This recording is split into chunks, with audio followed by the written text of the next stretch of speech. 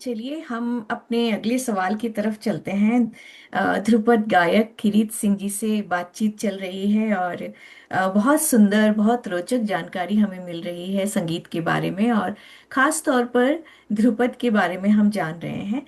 और इसी में इन्होंने अभी बताया कि किस तरह से ख्याल और ध्रुपद गायन में जो जो अलग अलग शैली है, जो भिन्न भिन्न शैली है, उनका इन्होंने बताया कि किस तरह से उसमें अलग अलग शैली में होता है। तो ध्रुपद और ख्याल के अलावा और भी एक गायकी की शैली है, अ, ख्याल, ठुमरी और ध्रुपद। तो इन तीनों के बीच में कोई संबंध है आपस में? जी, संबंध हमेशा रहेगा क्योंकि वही राग, वही तालों का इस्तेमाल होता है जी। और वही सुर। तो एक बहुत पुराना संबंध है, लेकिन थोड़ा सोशल कॉन्टेक्स्ट की वजह से थोड़ा सा फर्क है उन तीनों के अंदर।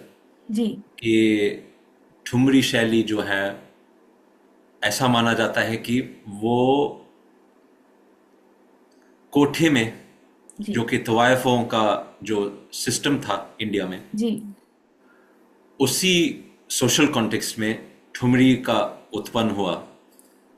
और उसकी वजह से ठुमरी के बंदिशों में जी।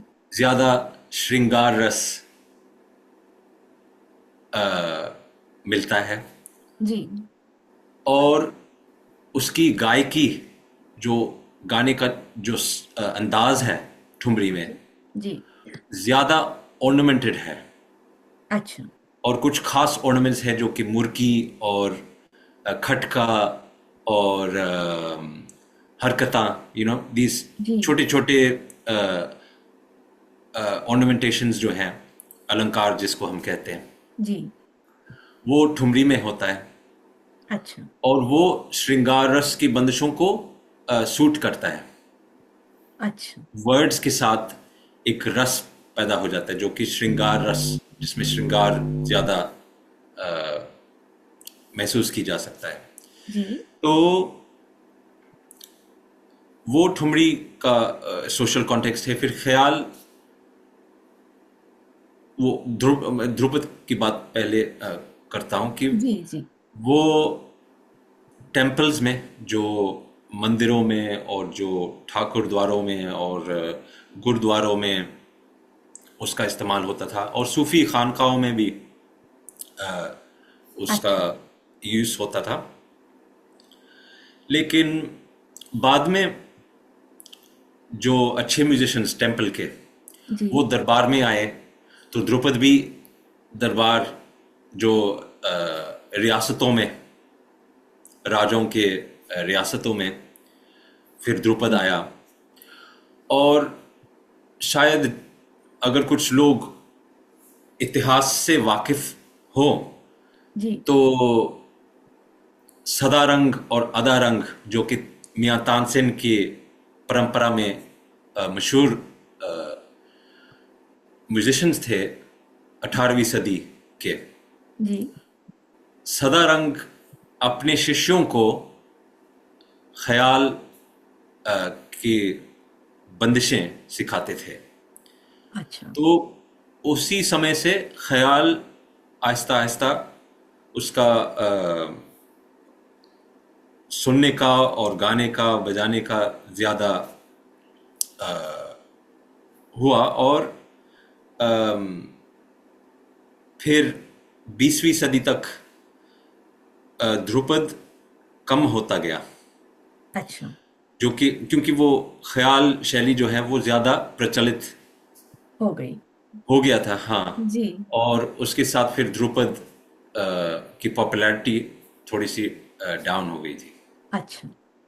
तो तीनों का, फिर ख्याल का फिर ऑडिटोरियम्स में, जब कॉलोनियल पीरियड में अंग्रेज़ों ने इंडिया में एक ऑडिटोरियम का सिस्टम चला, जी। जिसमें लोग बैठते हैं सुनने के लिए, कुर्सियों पे बैठते हैं, जी। और एक स्टेज सामने होता है। जो पुराना हिंदुस्तानी संगीत का माहौल था। पहले दरबारों में, मंदिरों में, फिर मेले में होता था। जी जो बड़े बिल्कुल। बड़े फेस्टिवल्स हैं, बसंत पे या दशहरा पे, जो बड़े फेस्टिवल्स है, दिवाली पे जी जी। मेले लगते थे जिसमें राग संगीत हमेशा होता था। लेकिन अभी वो जो वेस्टर्न इन्फ्लुएंस की वजह से हिंदुस्तानी संगीत ऑडिटोरियम तक पहुंच गया, और वो उसका मुख्य वातावरण है जिसमें आजकल लोगों को सुनने को मिलता है, अच्छा जी। जी। तो मतलब आप कह रहे हैं कि ठुमरी जो है वो कोठे पर गाया जाता था, ध्रुपद अधिकतर गुरुद्वारे और मंदिर में गाया जाता था, और ख्याल वो अधिकतर राजाओं के दरबारों में गाया जाता था। इस तरह से तीनों का अलग अलग विभाजन था, और उनका गाए जाने का तरीका थोड़ा बहुत भिन्न है। लेकिन उनकी शुरुआत लगभग जो है वो एक साथ हुई है, एक ही समय पर शुरुआत हुई। जी जी, ऐसा नहीं, कहा हम कह सकते हैं कि ध्रुपद सबसे पुराना है। सबसे पुराना है जी। जी जी। द्रुपद की जिससे, शुरुआत सबसे पहले हुई। जी जी, उस फिर समय के साथ ध्रुपद से ख्याल निकला, जी और ठुमरी भी। जी लेकिन बिल्कुल। सबसे पुराना जो है वो ध्रुपद है। ध्रुपद है और कुछ बिल्कुल। लोगों का मानना ये भी है कि जो ख्याल में जो तान लगाने का जो रवाज है, जी। वो अरबी और मिडिल ईस्टर्न म्यूजिक से वो आया है, जो तान लगाने की रिवाज। अच्छा। जी। और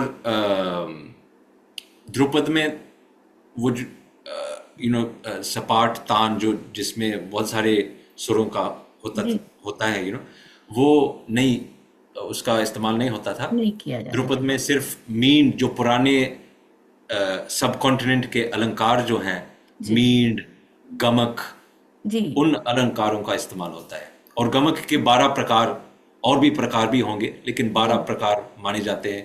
उदक, गमक, बहुत सारे जी। जो ध्रुपद के अलंकार है, वो ख्याल से हटके कुछ और है। जी एक अलंकार आप बता सकते हैं, कोई अलंकार बोल के जी बताएंगे? जी, थोड़ा गा के सुना ज्यादा जी, जैसा अच्छा जैसा आप ठीक लगेगा। समझे बिल्कुल। तो सिर्फ एक मिसाल के तौर पर, अ, वो थोड़ा मीड कैसे होता है मैं आपको दिखाता हूँ। जी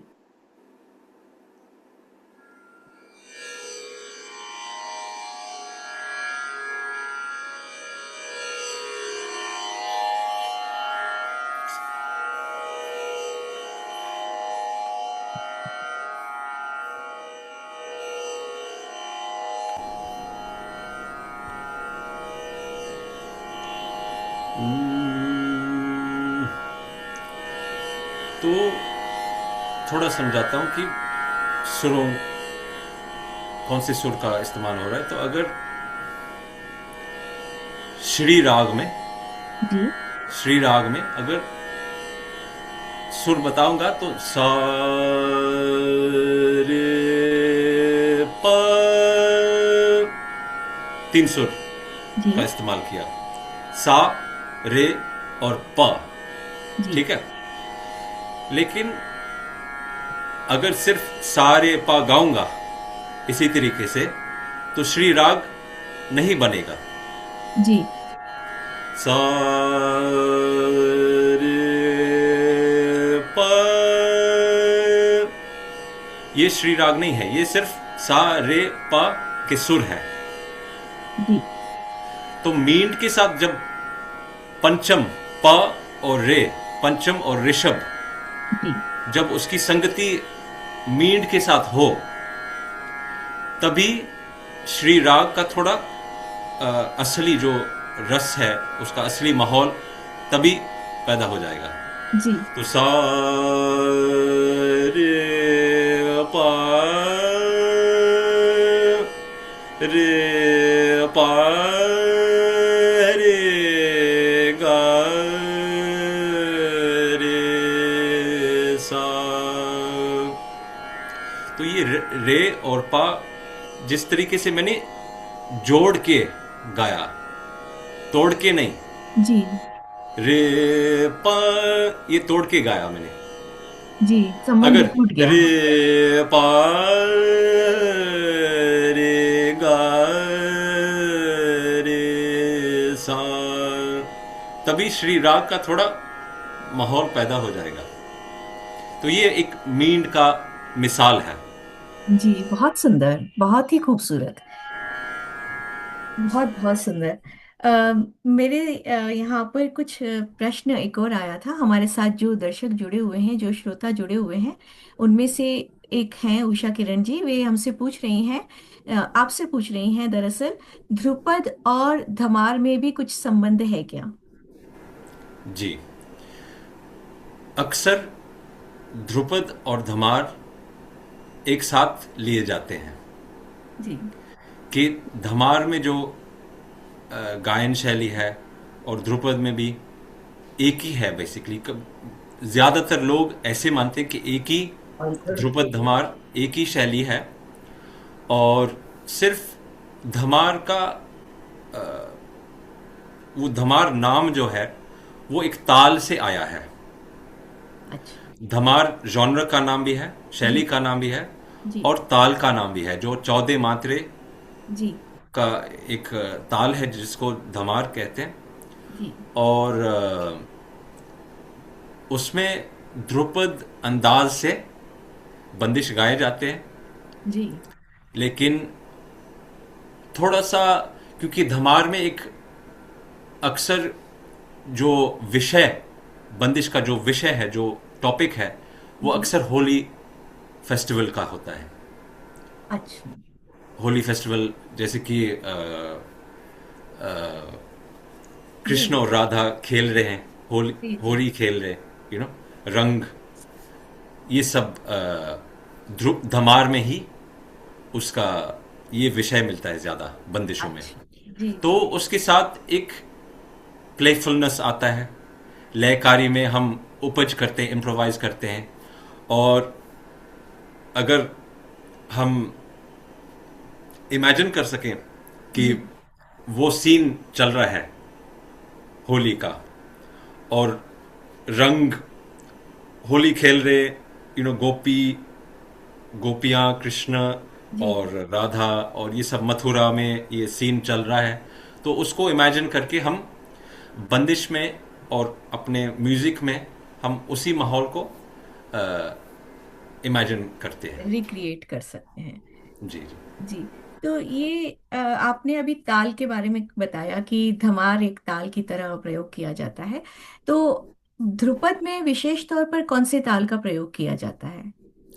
जी, ध्रुपद में हम कुछ 5 ताल मुख्य हैं। जी। एक चौताल, जो सबसे ज्यादा गाया जाता है। चौताल 12 मात्रे की ताल है। जी। और फिर उसके अलावा झप ताल है, जो कि ख्याल में भी गाया जाता है और ध्रुपद में भी, और वो 10 अच्छा। मात्रों का ताल है। जी। फिर एक तीव्र होता है जो 7 मात्रे अच्छा। का ताल है।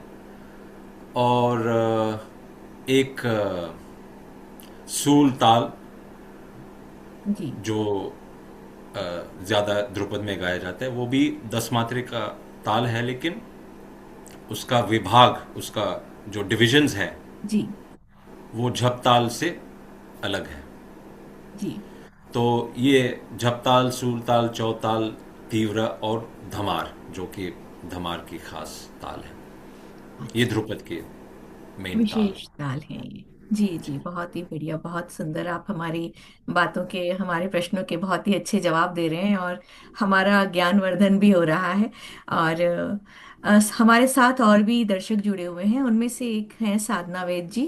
वे पूछ रही हैं कि बड़ा ख्याल और ध्रुपद के बीच क्या अंतर है? है। जी, बड़ा ख्याल में अक्सर एक छोटा आलाप गाया जाता है, जी। और फिर वो तुरंत बंदिश शुरू करेंगे। बड़ा ख्याल, जी। अक्सर बड़ा ख्याल का वही मतलब है कि एक बड़ा रूप में वो बंदिश पेश किया जाता है। अच्छा। और वो राग की जो बढ़त है, जो विस्तार होता है राग का, जी। वो बंदिश में ही लिया जाता है। अच्छा। तो धीरे धीरे राग का रूप खोला जाता है, जी। और सा से शुरू होगा, फिर थोड़ा मंद्र सप्तक जो लोअर सुर, अ, जी। उस एरिया में वो राग खोला जाएगा। फिर मध्य सप्तक में, फिर तार सप्तक में, और ये होगा बंदिश के बोलों के साथ, अच्छा। जो हम आलाप में करेंगे अक्षरों के साथ। जी। उसी तरह का काम ख्याल गाने वाले बड़ा ख्याल में राग का विस्तार जो हम आलाप में करते हैं, वो अ, उसकी बंदिश। बढ़त बड़ा ख्याल बंदिश में ही करेंगे। और वो वो भी एक बहुत अति, जिसको अति विलंबित कहते हैं, बहुत जी। स्लो, बहुत स्लो चलेगा। अति विलंबित लय में जी। जी। ख्याल गाने वाले राग की बढ़त करते हैं, जी। जो कि ताकि ऐसा ना लगे कि बहुत फास्ट लय चल रहा है। तो फिर जो आराम, जो सुकून होना चाहिए राग को खोलने में, जी। वो रश ना हो जाए, फास्ट ना हो जाए। तो वो अति विलंबित लय में बड़ा ख्याल गाया जाता है, और उसमें राग का विस्तार जैसे हम आलाप में करते हैं, वो बड़ा ख्याल की बंदिश में वो करते किया हैं। तो जाए। इसका मेन फर्क यह है। तो अक्षरों और और बंदिश के बोलों शब्द। के साथ ये भी एक फर्क है। जी। जी। जी, मुझे लगता है हमारे श्रोताओं का अवश्य समाधान हुआ होगा, उनके प्रश्नों का उत्तर उन्हें मिल गया होगा। और इसके साथ ही अब हम आपको वापस लेके चलते हैं। आपकी जो भारत यात्रा थी, हमें जानना है कि आपने भारत में पहुंचकर और जो अपने गुरुजी के साथ, पंडित उदय भवालकर जी के साथ जो आपने संगीत की शिक्षा प्राप्त की, हमें उसके बारे में कुछ बताइए आप। जी, मैं पहली बार 2013 में म्यूज़िक सीखने गया। और हमारे गुरुजी जो हैं वो पुणे में रहते, महाराष्ट्र, पुणे रहते हैं। जी। और मैं ऐसे समझता हूँ कि हमारी बहुत खुश नसीबी रही कि ऐसे गुरु मुझे मिले। और शुरू से ही घर में एक घर का मेंबर समझ के गुरुजी ने हमें सिखाए। जी। और शुरू से ही मुझे लगा कि मैं एक म्यूजिकल परिवार का हिस्सा बन गया हूँ। जी। और ध्रुपद सीखते वक्त हम गुरु के साथ रहते हैं, जी। गुरु के घर घर में रहते। और ज़्यादा टाइम एक्चुअली मैंने कलकत्ता में गुजारा, क्योंकि जी। हमारे गुरुजी जो सब one of the you know मशहूर एकेडमीज ऑफ म्यूज़िक, जी। ITC Sangeet research academy, ITC SRA जिसको बोलते हैं, जी। वो कलकत्ते में है। और हमारे गुरुजी उस संस्थान के गुरु हैं। अच्छा। और पंडित उल्हास कशालकर जी, जी। पंडित अजय चक्रवर्ती जी, जी। श्रीमती गिरिजा देवी जी जी। जब हयात थी, वो भी गुरु थी उस संस्थान की। अच्छा। और तो हमारे गुरुजी हर महीने वहाँ जाते थे 10 दिन के लिए। तो शुरू में हमारा आना जाना होता था ट्रेन से। हम पुणे 28 घंटे की ट्रेन कल। पकड़ के हम कलकत्ता जाते थे। जी। और 10 दिन रहते थे, फिर वापस पुणे आते थे। लेकिन एक टाइम आया जब गुरुजी कलकत्ते में ही रहने लगे। और फिर मैं जब इंडिया जाता था, जी। सीधा कलकत्ता जाता था, और 6 महीने 8 महीने वहाँ रहा। अच्छा। और हमारी तालीम ऐसे हुई, और अभी भी चल रही है। अभी जनवरी में दोबारा इंडिया जाऊंगा, पुणे जी। जाऊंगा। अभी गुरुजी ज़्यादा ज़्यादा टाइम पुणे में स्पेंड करते हैं। और गुरुजी ने एक नया घर बना लिया, जी। जो जिसको स्वरकुल बोलते हैं। अच्छा। आमतौर से लोग अपने संस्था को गुरुकुल बोलते हैं, लेकिन गुरुजी हमारे अपने आप को गुरु नहीं मानते हैं, जी। अपने आप को एक शिष्य मानते हैं। तो वो चाह रहे थे कि संस्था का नाम स्वरकुल रहे, रखते जो हैं। जो जी। एक सुरों का एक परिवार है। हम जी। सुरों से जुड़े हैं। जुड़े हुए, तो बिल्कुल। अभी भी जाता हूँ और गुरु जी के साथ रहता हूँ। जब कॉन्सर्ट कार्यक्रम कुछ हो तो जी। साथ में चलते हैं। और जी। जी। बहुत सुंदर, बहुत ही सुंदर ये जो गुरु शिष्य परंपरा जो है, जी। एक बहुत ही सुंदर माध्यम है जिसके ज़रिए शिष्य को तालीम मिलती है। जी। और गुरु जब शिष्य करीब हो, घर पे हो, तो एक बहुत क्लोज रिश्ता बन जाता है। और गुरु जी जो हैं वो शिष्यों को ज़्यादा अच्छा समझ सकते हैं, और शिष्यों में जो कमियां होती है उनको फिर उसके हिसाब से सुधार।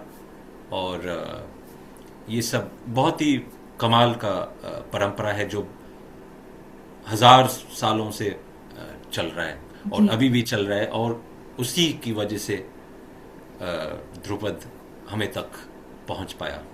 जी, आपने बहुत सालों तक लगातार रियाज किया है, 6 से 8 महीना प्रतिवर्ष आप भारत जाकर के रियाज करते हैं, तो आपने अपना समय भी बहुत ज़्यादा समर्पित किया, संगीत के प्रति समर्पित रहे। इसी वजह से आज आप यहाँ तक पहुँचे हैं। आज आप पूरी अंतर्राष्ट्रीय स्तर पर ध्रुपद गाने और कंसर्ट करने लगे हैं। तो आपने पहले भी कई जगह पर कंसर्ट किया है, तो कुछ बताइए, आपने कहाँ कहाँ पर कंसर्ट किया है इससे पहले? जी, मैंने लंदन में नेहरू सेंटर में, जो इंडियन हाई कमीशन का एक हिस्सा है, जी। कल्चरल हिस्सा जो है, उसमें परफॉर्म किया। और गुरुजी के साथ दरबार फेस्टिवल, जो कि इंडिया के बाहर सबसे बड़ा हिंदुस्तानी म्यूज़िक के लिए फेस्टिवल है, जी। उसमें गुरुजी के साथ परफॉर्म किया। और बाद में फिर हमारा खुद का सोलो भी रहा। और अमेरिका में जाके गुरुजी के साथ टूर किए, और खुद भी शिकागो में परफॉर्म किया। और फिर बांग्लादेश ढाका में जाके परफॉर्म किया मैंने, पाकिस्तान में लाहौर में परफॉर्म किया, जी। इंडिया में परफॉर्म किया, मलेशिया में temple of fine arts Kuala Lumpur में परफॉर्म किया। बहुत सारे नाम ले सकता हूँ, जी। लेकिन उसमें ज़्यादा फायदा नहीं है। लेकिन जी। ऐसे नहीं शेयर कर रहा हूँ। मुझे नहीं लगता कि मैं कोई बड़ा आर्टिस्ट बन गया हूँ। मैं अभी भी शिष्य हूँ, और भी बहुत सीखना चाह रहा हूँ। और अगर कुछ स्टेज मिले तो लोगों की मेहरबानी है, हमारी गुरुजी की कृपा है कि लोगों ने हमें उस स्टेज लायक समझे। और आपका मैं सिर्फ बड़प्पन ही यही है। चाहता हूँ कि जो म्यूज़िक हो रहा है वो जी। ज़्यादा हमेशा ताज़ा हो, हमेशा और भी अच्छा हो। जी, हमारा बिल्कुल। यही प्रयास है। जी। तो जी। वो हमारे लिए वो ज़्यादा मायना रखता है। जी, तो मैं आपसे एक बहुत महत्वपूर्ण प्रश्न पूछना चाहती हूँ कि आपका जन्म हुआ ब्रिटेन में, आप वहीं पले बड़े, शिक्षा और कार्य भी वहीं किया, और फिर आप भारत जाकर के जब सीखना शुरू करते हैं संगीत, तो आप भाषा को कैसे सीखते हैं? भाषा साधना, हिंदी को साधना, ये काम कैसे किया आपने? ये बड़ा प्रश्न है। जी, एक्चुअली जब गुरुजी जब मैंने पहली बार जब गुरुजी के साथ मुलाकात हुई, जी। मैंने पूछा था कि, क्योंकि मुझे पता था कि मुझे यही करना है, मुझे सीखना है। तो मैंने सीधा गुरुजी से पूछा कि क्या मैं इंडिया आ सकता हूँ सीखने के लिए। जी। और तभी गुरुजी ने बोला, जी आप ज़रूर आइए और सीखिए। लेकिन उन्होंने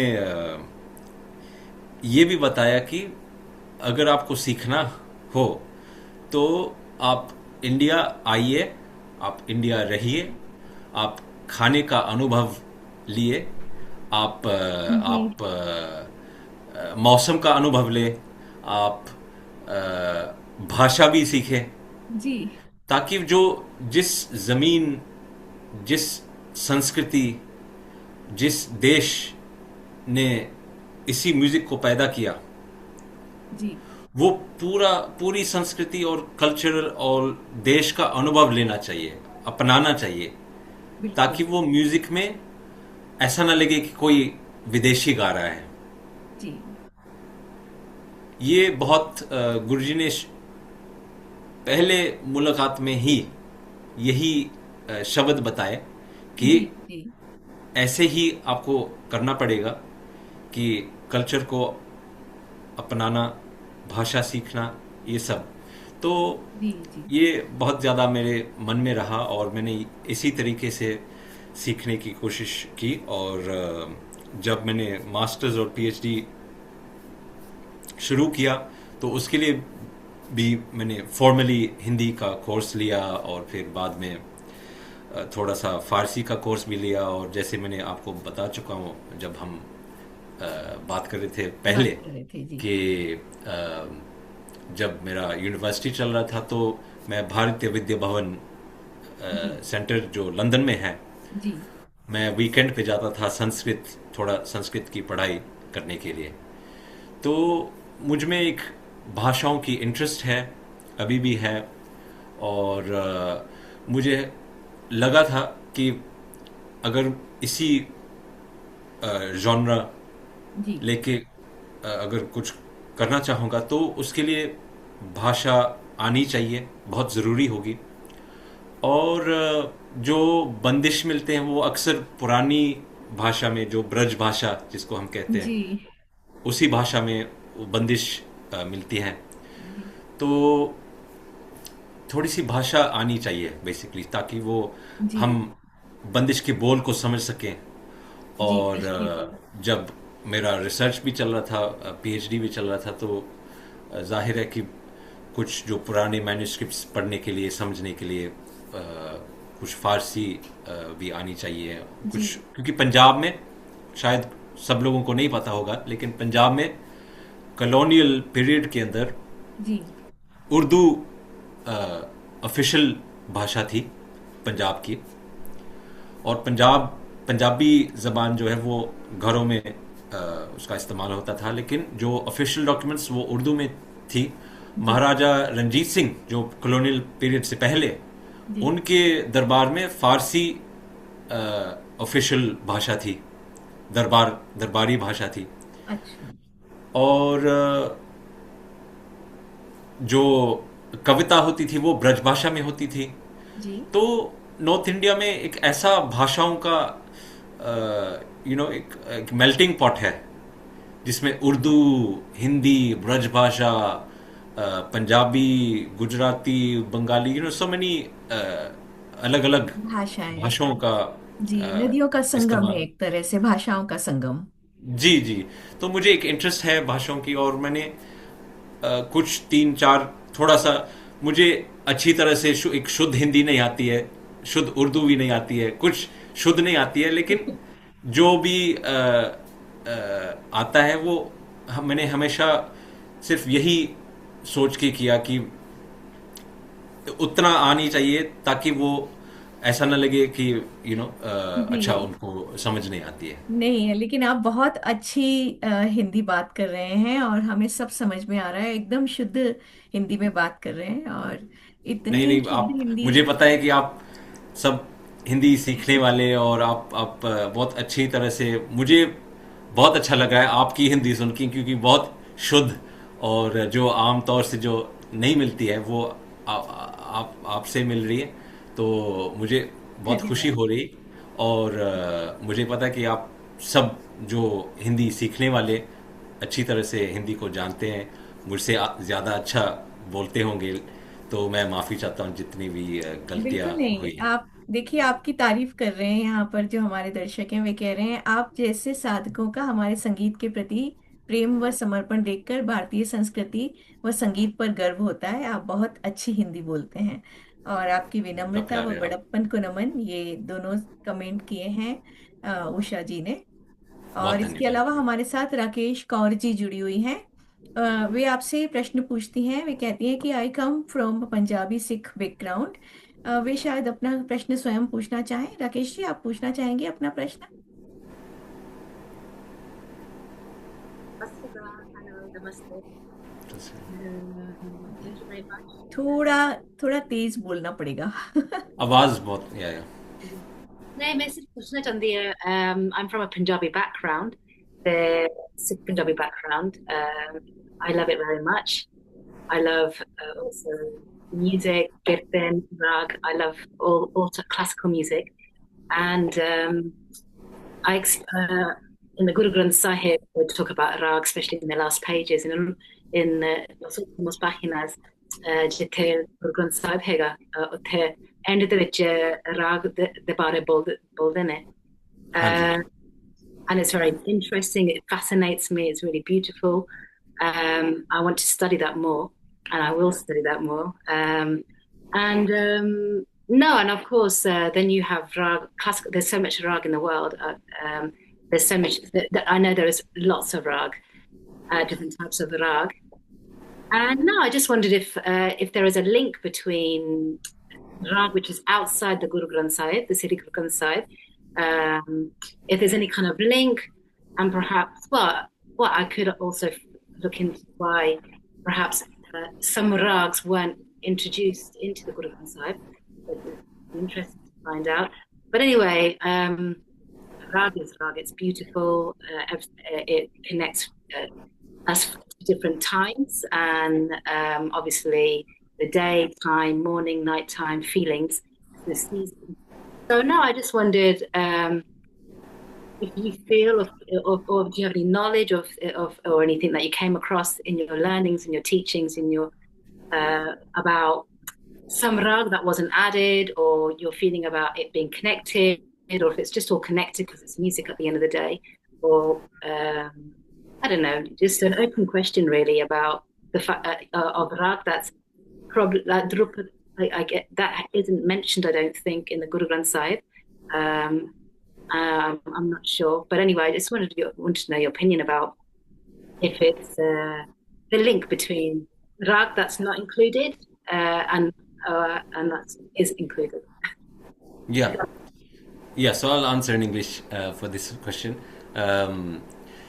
The rags which appear in the Guru Granth Sahib are 31 in number, and many are rags which you also find in all other North Indian traditions, the Hindustani, pantheon of musical tradition. For example, Bhairon, Shri Rag, Kedar Rag, so many rags are shared, and they predate their old rags which came and were prevalent at the time of, Baba Guru Nanak Ji and Guru Arjan Dev Ji, and so they were just simply used because that was what was, the melodic modes which were prevalent and which people knew and were affected and enjoyed and experienced, and which the musicians used to sing. And then there's a few rags which are I wouldn't say totally unique to the Guru Granth Sahib, but which were prevalent to the Punjab region as a whole. And I also discussed a little bit with Pooja ji the other day on the phone how in Sindh and Punjab some rags developed as regional rags. For example, Asa is a Punjabi rag. It's not sung in Bengal or in other parts of northern India. It was a rag which specifically was perhaps a folk tune of Punjab, which developed into a whole rag with its own atmosphere. Maj is another one named after the region around Amritsar. Is a tune of that region which developed into a rag. So those are not sung in the broader Hindustani music traditions. They're unique to Punjab, but not unique to Sikh tradition necessarily, because they were Punjabi rags which were sung by the Sufis also. And Punjab, before partition, Punjab, before creation of Pakistan, Punjab was 75% Muslim, and so Sufi music was a big part of Punjabi culture, and so rags like Asa and Maj and a few others were sung in Sufi traditions, in also by the Hindu Kirtan traditions as well as the Sikh Kirtan traditions in that region, just because they were regional specialities. So I hope that gives you some idea. But so much is shared, and then just some which is more regional specializations, you know. Yeah. जी, बहुत ही बढ़िया। आपने बिल्कुल शंका का निवारण कर दिया, बहुत सुंदर तरीके से आपने समझाया और संबंध बताते हुए समझाया कि किस शहर से, किस जगह से किस राग का संबंध है, उस तरीके से। बहुत बहुत सुंदर। तो अब हम कार्यक्रम के अंतिम पड़ाव की तरफ बढ़ रहे हैं और मैं आपसे पूछना चाहूंगी कि अ, अब जो नई पीढ़ी सीख रही है संगीत, आप उनके लिए क्या संदेश देना चाहेंगे? जी, मैं उनके लिए यही कहूँगा कि धीरज की ज़रूरत होती है, पेशेंस की ज़रूरत होती है सीखने के लिए, रियाज करने के लिए। एक कंसंट्रेशन लगती है जिसको हम ध्यान कहते हैं। हमारे गुरुजी एक 5 चीज़ें बताते हैं जो कि मैं आपसे शेयर करना चाहूँगा। जी बिल्कुल। एक जो कि सीखने वालों के लिए बहुत अहमता रखते हैं। तो एक होती है कंसंट्रेशन, जिसको हम ध्यान जी कहेंगे। फिर और कंसंट्रेशन की ज़रूरत होती है सुनने के लिए, तानपुरे को सुनने के लिए, सा रे गा मा पा सुरों को सुनने के लिए बहुत ज़्यादा ध्यान लगता है। जी तो एक कंसंट्रेशन, एक आवाज़, एक जो कुदरती आवाज़, जो नेचुरल आवाज़ जो निकलती है, जी कुछ फोर्स करने की ज़रूरत नहीं होती है, कुछ छुपाने की ज़रूरत नहीं होती है। जो नेचुरल आवाज़ जो निकलती है जी। शरीर से, हाँ वो जी। वो बहुत ज़रूरी है। फिर तीसरी लय, लय को पकड़ना, हाँ जी। उसको बढ़ाना नहीं, और उसको डाउन नहीं होना चाहिए। जी और फिर उच्चारण जो भाषा में ज़रूरी होता है वो भी गाने में बहुत ज़रूरी होता है। तो बिल्कुल। इन सिंपल चीज़ों को लेके अगर हर शिष्य उन बातों पे ध्यान अ, करे तो अच्छा अच्छा म्यूजिक क्यों नहीं हो सकता है। निश्चित ही, बिल्कुल जी बिल्कुल। जी जी। आपने बहुत सुंदर सुझाव दिए हैं। जो भी नए शिष्य हैं जो सीख रहे हैं संगीत, इस समय बहुत यंग हैं, जवान हैं इस समय, उन सब के लिए ये बहुत बढ़िया सीख है। आप जरूर इनकी बात को ध्यान में रखिएगा और इन्हें ध्यान में रखकर संगीत सीखेंगे तो निश्चित ही बहुत ऊंचाई तक जाएंगे अपने संगीत के साथ। और यही कामना हम करते हैं हमारे आज के मेहमान श्री किरीट सिंह जी के लिए कि आपका भविष्य हमेशा उज्जवल रहे, आप बेहद ऊंचाई तक पहुंचे और हम सबको आपका संगीत सुनने का बार बार अवसर मिलता रहे। इतना सुंदर ध्रुपद आप गाते हैं, उसकी हमें बार बार हम उसका आस्वादन कर पाए। और इसी के साथ हम आपको बहुत बहुत धन्यवाद कहते हैं आपका आज का हमारे बहुत साथ बहुत साक्षात्कार के लिए। बहुत बहुत बहुत बहुत धन्यवाद धन्यवाद आपका। आपका, आप सभी का, जितने भी दर्शक हैं, जितने भी जुड़े हुए लोग हैं, आप सभी का धन्यवाद। और पूजा जी, खास तौर से आपका बहुत बहुत धन्यवाद। जी धन्यवाद। नमस्कार सभी को। नमस्कार नमस्कार, सत श्रीकाल, नमस्कार। नमस्कार। Thank you, Philip ji. Thank you, Pooja ji. Thank you. Thank you so much all the audience. सबको जुड़ने के लिए धन्यवाद। नमस्ते।